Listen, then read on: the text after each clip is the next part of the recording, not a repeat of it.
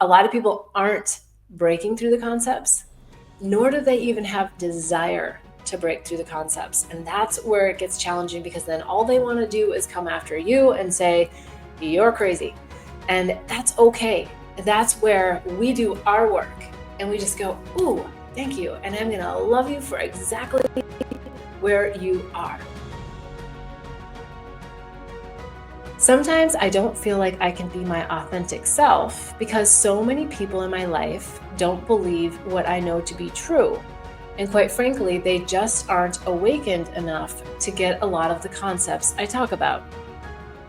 Is there a way to reveal myself without having to eliminate people in my life? I can't imagine letting go of family and friends that have been with me on this journey. I think this question is for all of the people out there that might feel like a unicorn, the people that feel like, man, I'm doing all this work. I'm getting all these expanded states of consciousness concepts. And yet people are looking at me like I got 10 heads sometimes. And, you might have your tribe that really gets you, but then you've got like those really important people in your life that are like looking at you like, what? And what comes is to say, love them for exactly where they are. And that can be a challenge because we're just sitting there going, but I just want you to love me for exactly where I am. And as we expand and when we are more expanded in our consciousness, it is oftentimes threatening is the word that comes to our loved ones. They don't even know it. They don't know that they're threatened. They just know that they don't get you and they're worried about you.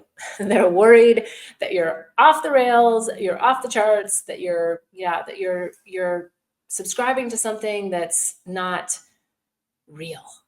And the reality is you are subscribing to something that is not real, in the sense that you understand the magic and you understand how energy works and you understand how the universe, at least elements of it. I'm not saying, that you're necessarily quite at the Buddha or the Yogananda state, but you're at that place where you're getting there and you're working towards that and you're really trying to break through the concepts. And a lot of people aren't breaking through the concepts, nor do they even have desire to break through the concepts. And that's where it gets challenging, because then all they want to do is come after you and say, you're crazy. And that's okay. That's where we do our work and we just go, ooh, thank you. And I'm going to love you for exactly where you are. And you just let it diffuse, let them say what they need to say to you. Let it impact you in the way that it impacts you, because it's certainly going to have some triggers, some hooks, some prodding and some probing. And just let yourself feel it and just be like, yes, and I know who I am. And wait, okay, there was a little trigger in there that I need to go back and dust off, because I'm not anchored in my own strength enough to not have that emotionally evoke something within me.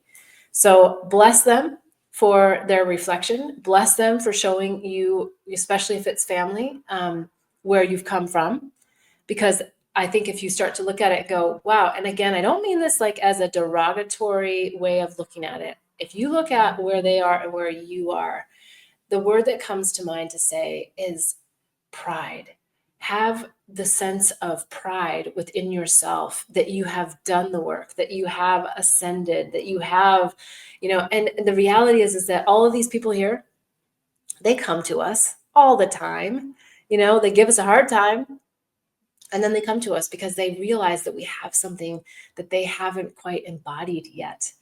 And that creates a lot of dissonance and a lot of discord in relationships. And so it's really up to you. If you feel like that person is pulling you down into here, then you might want to think about other strategies as to, I don't like the word strategy, but other ways to be in an energy that you aren't lowering yourself to them, that you're able to remain high. And it's also a great test. That's, I think, as we ascend and we ascend, then we are tested. Can we be here and just keep shining the light?